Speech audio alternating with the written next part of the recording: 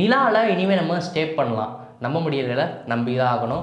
GRU அப்படிங்கிற ஒரு space நிறுவனம் அமெரிக்காவில் இருக்குது. இவங்க வந்து 2029லேருந்து 2035க்குள்ளே வந்து நிலாவில் ஒரு ஹோட்டல் அமைக்கும் பணி வந்து பண்ணி முடிச்சிருவோம் அப்படிங்கிறத சொல்கிறாங்க.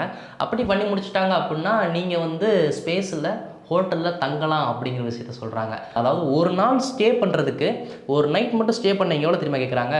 கிட்டத்தட்ட 3.8 கோடி ரூபாய். கிட்டத்தட்ட அரௌண்டாக 4 கோடி வந்துருன்னு வச்சுக்கோங்களேன்.